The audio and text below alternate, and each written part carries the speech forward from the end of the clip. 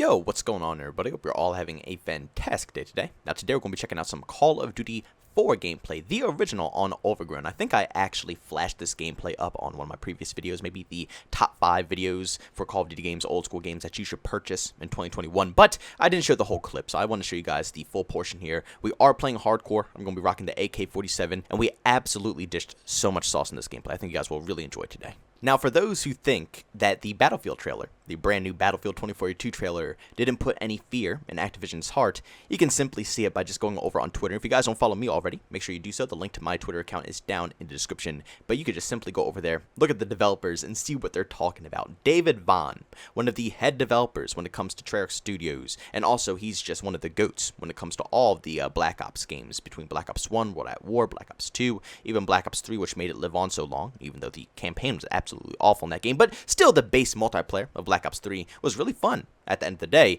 He is one of the best developers over at Treyarch, and he has thrown just a tad bit of shade over on the Battlefield side. But JbowenDaMan actually went ahead and said something over on Twitter. Now, I'm not going to go ahead and enlarge each and every one of these images. I'm just going to explain them to you. They're pretty much self-explanatory. You probably already know them. But he went ahead and made a tweet with a questioning face. And then he put the Black Ops 4, the blackout trailer that they had for that game, where the ATV flies overhead and I believe it actually crashes down on a helicopter. And then he puts the Battlefield 2042 trailer on the right side, where once again they had the ATV fly off the roof, go ahead and slap a helicopter, and then the helicopter goes down.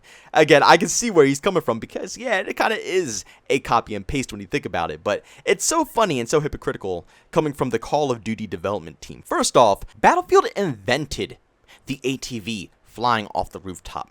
I mean, you could just simply scroll down the tweet a little bit that Von put here, and you'll see tons of Battlefield fans posting different clips and stuff like that. One of the most iconic ones is someone driving an ATV off of the skyscraper and slapping it into a helicopter while the building is collapsing. That happened when Battlefield 4 came out. Black Ops 4 came out many more years after Battlefield 4 was initially released, so clearly, Battlefield did it first. So if you really want to take it to this level, Von, I mean, Battlefield 2042, they're pretty much representing the same, only in Battlefield moments, that they had in Battlefield 4. What you don't understand is that Battlefield fans have been doing this for ages. That's what Battlefield's known for. Like I just said, the only in Battlefield moments. That's why when Battlefield 5 came out with their trailer, it flopped so bad, because they didn't hit the Battlefield fans right in the heart. Nobody knew what they were talking about. But when it comes to Battlefield 24, this trailer, everybody knows what they're talking about. When they saw the ATV fly off the rooftop, slap the helicopter, they thought of the one Battlefield moment I just showed you on screen. When they see the person going up in the jet, popping out, shooting them with the rocket, once again, that's another Battlefield moment that happened from fans. So many different things that happened in this trailer they nailed because of fan-made only in Battlefield moments. So no, at the end of the day, they did not copy Blackout whatsoever. If anything, Blackout copied Battlefield. Like, let's be real here. It's really hypocritical of any Call of Duty developer to come anywhere close to these games and then say, oh, you copied me. When literally the base of every brand new Call of Duty game is a copy and paste of a different game. We've seen copy and pastes from Rainbow Six Siege. We've seen copy and paste from Overwatch. We've seen copy and paste from Battlefield. Go to Modern Warfare 2019 and load up a ground war match and tell me that is not identical to what Conquest is in a Battlefield game. They changed a few things here and there, but it's literally a one-on-one image. It's exactly the same. That is simply how Call of Duty survives. If Call of Duty didn't copy anybody, how would they live? It's the most basic, simple game you could possibly ever think of, and the only complex feature of it is basically Warzone at this point. At the end of the day, Call of Duty is basically just an aim trainer, and it always will be an aim trainer. It's the most simplified version of an FPS game. That's why people get so angry when skill-based matchmaking kicks in. They have to sweat so hard, because the game isn't meant for sweating. It's supposed to be casual. Nobody ever hopped on Call of Duty back in the day to, be sweating 24/7. Yes, maybe some clan members did. Maybe some people who were, in the early grind phase of YouTube tried to. But at the end of the day, Call of Duty was notorious for casual gameplay because it's simple. There's nothing complex. Wherever you aim, whatever you shoot at, your bullets are going to connect with. It's the most simplest form of an FPS game. And since this game releases every single year, they have no breaks in between, it gets repetitive. We see the same thing over and over and over again. So where would they be if they didn't bother copying any other development teams. That's why all these games, like I just said, you see copies for Rainbow, from Overwatch, from Battlefield, any FPS game that you could think of, or even just any game in general, even games like Fortnite. They copied the Battle Pass system from Fortnite. They completely stripped the microtransaction system, the whole system from Fortnite, and put it in Call of Duty. So not always do they copy and paste, gameplay mechanics into Call of Duty, but they also copy and paste the microtransaction systems from other games as well. Whatever it possibly is, they will copy it. So to see a Call of Duty developer have the nerve to claim that in the Battlefield trailer they were copying what they did with Blackout, I might be going too far. Vaughn might just be taking this as a joke, he's just messing it around, but it seems that the community is a little riled up about this. It seems that a lot of people are taking this seriously and taking offense to it, so I think he might be a little legit here. I think he might be serious when he says that Battlefield 2042 copied them, and to see them actually claim that when all of their future games and more games to come, it's not going to stop. Call of Duty 2021 is going to copy other games, Call of Duty 2022 is going to copy other games, 23 is going to copy others, 24, so on and so forth.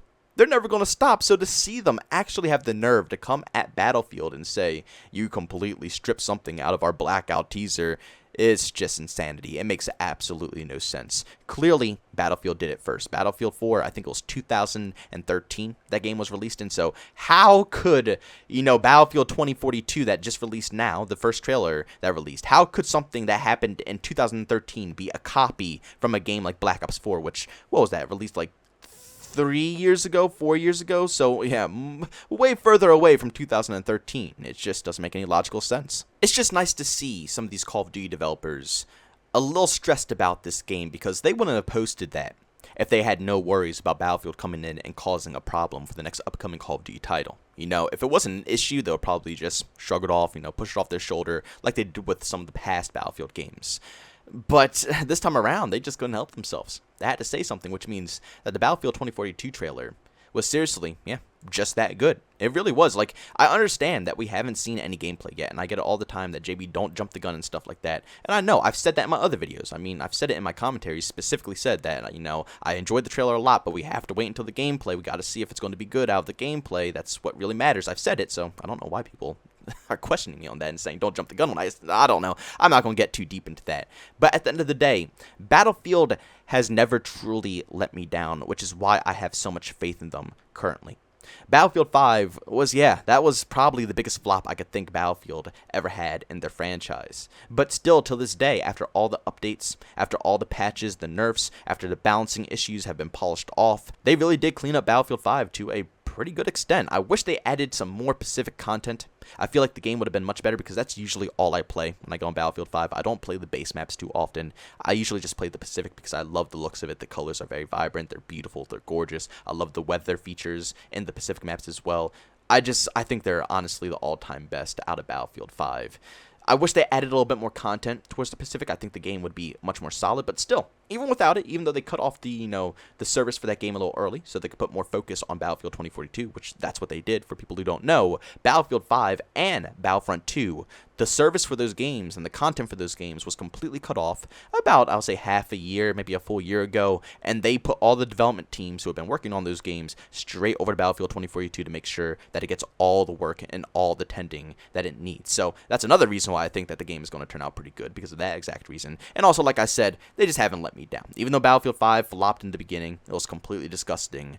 Over time, they built it up to something that is really actually fun right now. And if you think about anything in the past, Battlefield 1, that's one of my favorite Battlefield games ever made. I never complained about that in its prime. Battlefield Hardline, I didn't complain about that game in its prime either, but I did get bored of it pretty quickly. I feel like that game was a little mixed for a lot of people, but I feel like if I went back current day, I would enjoy it a lot. Battlefield 4, again, didn't complain. That game is fantastic. Battlefield 3, outstanding. Seriously. We have rarely been let down by the Battlefield community, and that's because the community fights back in Battlefield compared to Call of Duty. Everybody says, don't buy Call of Duty, that's the only way they'll listen. But that's not true. That's simply not true. Battlefield, a lot of people bought that game, Battlefield 5. They did a lot of stupid stuff in Battlefield 5. For example, I say it a lot, but it's a good example. They completely changed the time to kill. Everything that you knew and loved about all your weapons and everything was completely scrapped, and they changed the time to kill about 3-4 different times to different variables. It was an awful time, but the community voiced their opinion, and we got what we wanted by the end of the cycle. Call of Duty, That would never happen. You know, you can't voice your opinion like that. But that's why I, again, am putting more faith into the Battlefield franchise that they can actually handle the situation here, because of the main fact that they do listen to the community. If we complain about something, they will actually look into it. They're not just going to shrug us off like the Call of Duty community does. They will actually listen. I think that the game is probably going to release buggy, glitchy. It's going to be problems, obviously.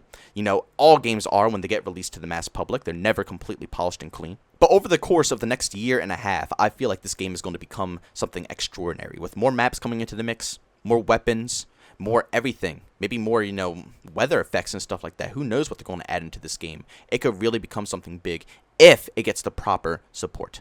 But guys, that's going to finish up the commentary. If you enjoyed the video today, make sure you leave a like. If you hate it, leave a dislike. Also, if you're brand new and you enjoy the content, don't forget to subscribe and hit that notification button. Also, if you want to chat with me, there's 2 ways to do so. I have Twitter and Discord. Both those links are down in the description. And last but not least, if you want to catch me live stream, I do that every single day over on Twitch. Link to that is in the description as well. But guys, thanks so much for tuning in. See you on the next one.